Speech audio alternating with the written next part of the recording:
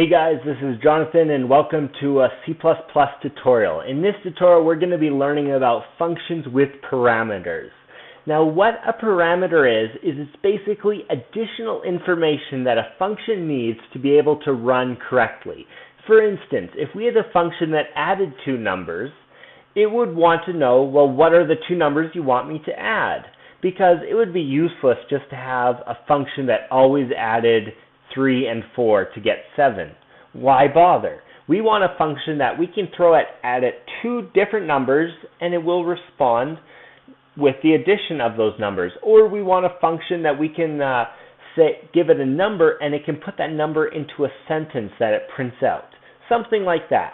So let me show you how we can create a function that sends out, uses parameters, I should say. So what we're going to do is we create this function. I'm just using a previous function here. We're going to call it void, and we're going to just leave it as apple, I suppose, for being simple. Now, what we're going to do is have a parameter that includes a number. So for instance, we want to know I am better than how many bananas. So we're going to give it a number, and it's going to use that in the sentence. I am better than, let's say, 3 bananas, or whatever we tell Apple the number is. So what we do is in these brackets, which we so far haven't been using, they've been sort of empty inside of them, we're going to tell it a number. And this number we're going to call, let's say, we'll just call it number. But we have to tell it what type of value is this. So when we discussed variables before, we always knew that we had to give it a certain variable type. So in this case, it's going to be an integer.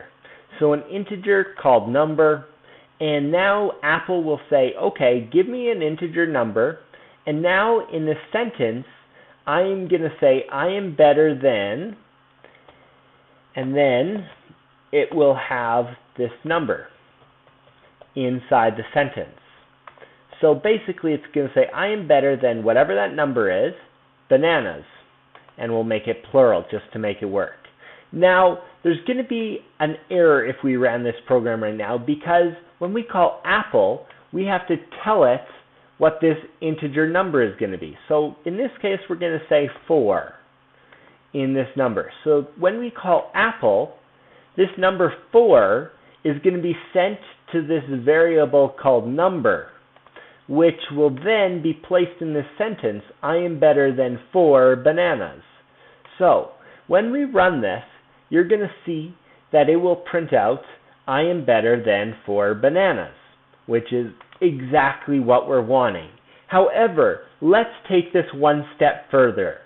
Maybe we want to change this name of this variable to add. And what we're going to do is add up a couple numbers. So when you want to receive multiple numbers, adding needs at least 2 numbers, we separate them with a comma. So we have int number 1, let's say, and then we have int number 2. And then the output would be, let's say, number 1 plus number 2. And it will print out that. So now when we say add, it will again have an error because we have to add 2 numbers. And just as this add had the 2 variables separated by commas, we have to add 2 numbers separated by commas as well. So we're going to add 4 with 53. So when we do that now, you're going to see that 57 is printed out at the top, which is exactly what we wanted. But let's change this slightly. Instead of printing it out, let's return it. So instead we're going to just do a return of those 2 numbers. And because we're returning a number, instead of returning nothing, void, we have to tell it that it's going to be an integer. So integer, add, and then return the numbers added together. So now when we call this add, right now what would happen is nothing, because even though it would return it, we would do nothing with that.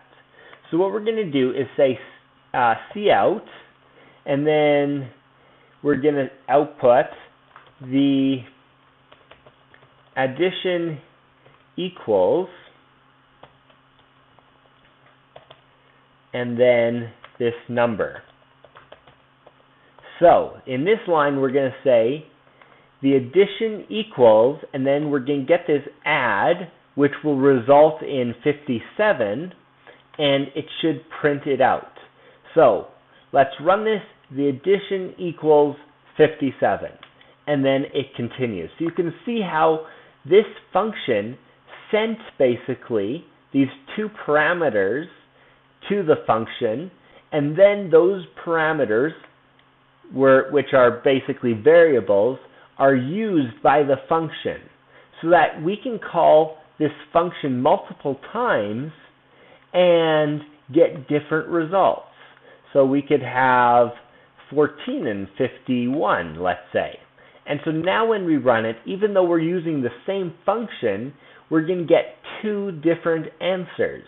And that is the beauty of having multiple parameters, or even just one parameter in a function, is that the function will do something slightly different based on the value. It's kind of like this. If I told you to walk 2 steps forward and 1 step to your right, you would end up in a different location on the world than I would if I walked 2 steps forward and 1 step right, because my initial parameter or location is starting from a different spot than you are in the world. And so my results will be different, and that's really what function parameters are all about. Thanks for watching, and I hope you subscribe.